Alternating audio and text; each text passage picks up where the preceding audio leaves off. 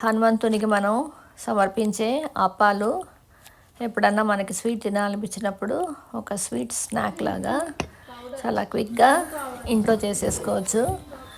ఒక 2 ఏళ్ల పసిపిల్లల దగ్గర నుంచి పెద్దవాళ్ళ దాకా అందరూ తినగలిగేటట్టు ఉంటాయి. ఇవి చాలా చక్కగా జీర్ణం అవుతాయి కూడా, చాలా తొందరగా కూడా అయిపోతాయి. దీన్ని పలు విధాలుగా చేసుకుంటారు. నేను ఒక వీడియో అప్లోడ్ చేశాను అప్పాల మీద. దాంట్లో గోధుమ పిండి 1 కప్ వేసుకుంటే 2 స్పూన్స్ బియ్యం పిండి వేసుకొని చేసుకున్నాము. ఇప్పుడు మనము ఇంకో విధంగా అప్పాలు ఏ విధంగా చేస్తారో ఈ వీడియోలో చూస్తున్నాము. దీనికి కావాల్సిన ఇంగ్రీడియంట్స్ ఏంటంటే 1½ కప్ బియ్యం పిండి, 1/2 కప్ గోధుమ పిండి. అంటే ఇప్పుడు మనకి పిండి 2 గ్లాసెస్ అయింది.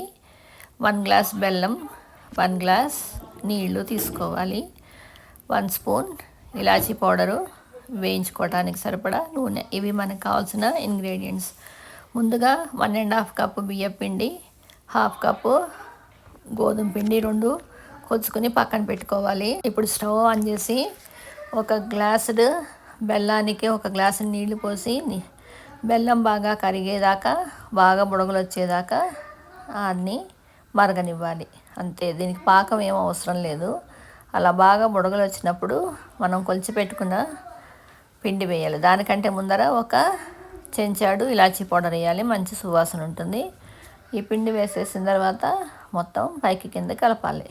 కలిపితే మనకి చలివిడి ముద్దలాగా రెడీ అవుతుంది.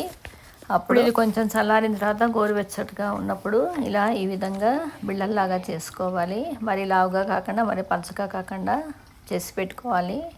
ఇప్పుడు నూనె బాగా కాగిన తర్వాత వీటిని వేసుకోవాలి. మీడియం ఫ్లేమ్లో పెట్టుకుని మాత్రమే వేయించుకోవాలి.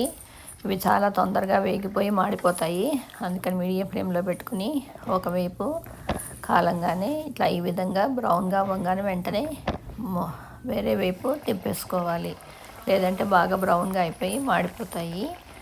ఆ విధంగా చేసుకున్న తర్వాత మనము 2 చెంచాలతోటి గట్టిగా అద్దుకుంటే ఎక్సెస్ నూనె ఏమన్నా ఉంటే వచ్చేస్తుంది. ఆ నూనె తీసేసుకుంటే మనకి అప్పాలు రెడీ అయిపోతాయి.